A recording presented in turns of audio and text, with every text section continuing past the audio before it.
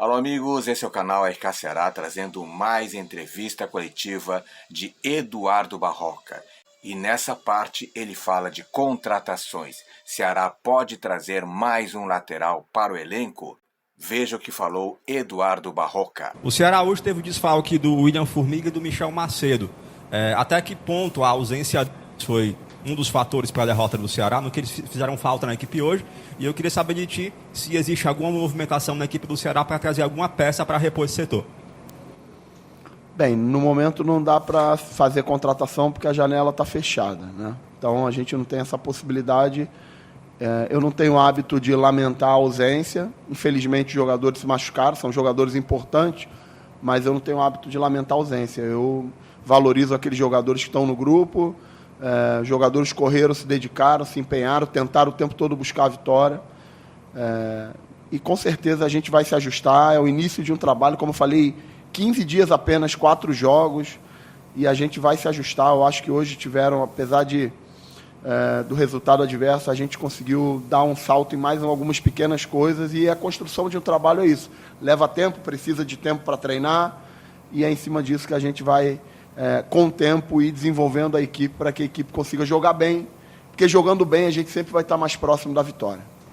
Barroca aqui, Horácio Neto, do Jornal Povo, da Rádio Povo CBN. Você citou essa questão desse tempo necessário para estabelecer um novo estilo de jogo, para suas questões propositivas de um jogo mais agressivo. Então, tenho dúvida em duas questões em relação ao elenco. Primeiro, não é um pouco assim, estranho a gente imaginar que um time que queira sair com a bola tenha dois volantes que tenham mais capacidade de marcação do que de saída de bola, Richardson e Maranhão, por exemplo, e só o Castilho sendo esse meia mais avançado?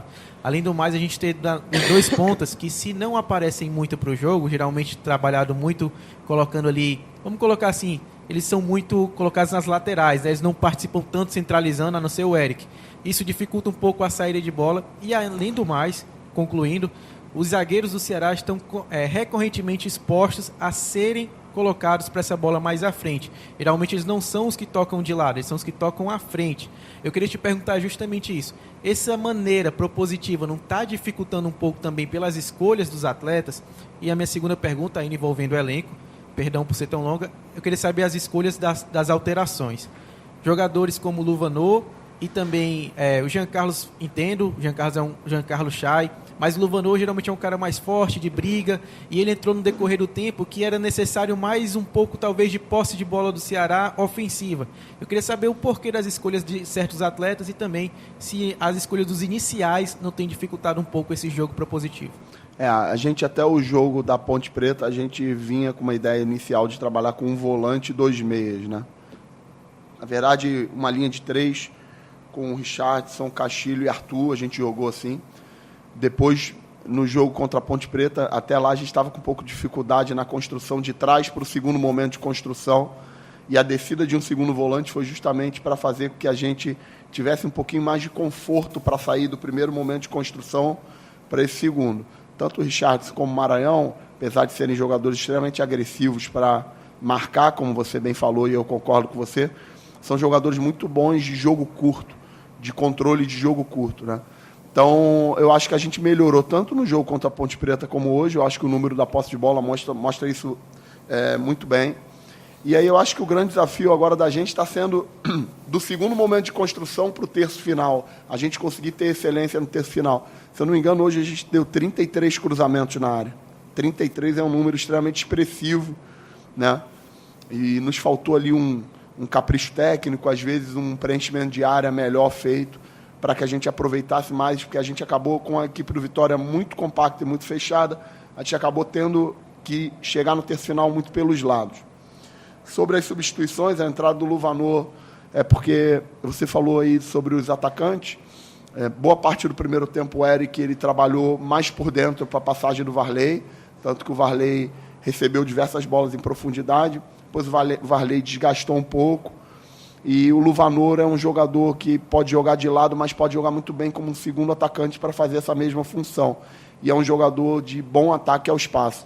Como a gente tinha necessidade do resultado, meu maior interesse era que a gente, como estava chegando na segunda fase de construção de frente, que a gente tivesse mais jogadores no último terço para atacar espaço, para combinar junto com o Vitor Gabriel, para que a gente incomodasse Camutanga e Wagner Leonardo com 2 atacantes em cima deles. Então a mexida foi muito mais nesse sentido. A gente acabou ficando depois com Castilho, Giancarlo e Chay, um triângulo. O Maranhão fazendo essa saída de 3 com Luiz e Thiago. A amplitude junto com Kaique e Danilo. E 2 atacantes em cima dos 2 zagueiros. Então a gente continuou com um triângulo no meio, continuamos com essa posse, passamos a dar amplitude com os laterais e tivemos sempre 2 atacantes por dentro no segundo tempo, para que nos cruzamentos a gente pudesse ter uma possibilidade de ganhar os duelos. A ideia foi essa, a gente treinou isso, até aconteceu, a gente continuou com o volume, mas o que não aconteceu de verdade na prática foi a gente conseguir efetivamente transformar esse volume de segunda fase de construção em finalização direta no gol, que é sempre o maior objetivo da gente. É fazer com que esse volume de jogo, é fazer com que esse controle de jogo se torne resultado. E a forma de se tornar resultado é chutando de fora da área, tendo uma bola parada efetiva, cruzando e fazendo movimentos de filtração, que são as 4 formas de se fazer gol em futebol. Então, a gente vai trabalhar muito essas 4 formas, principalmente quando a gente tiver o tempo para poder fazer isso. Provavelmente a nossa preparação para o jogo da Tombense vai ser muito mais recuperação do que aquisição. E aí vai ter que ter um momento daqui a pouco para a gente poder dar esse salto de qualidade aí no produto. Só tem como fazer isso treinando, repetindo, cobrando. E enquanto a gente não puder fazer isso na prática, a gente vai usar o vídeo, a gente vai poder fazer isso de algumas outras formas.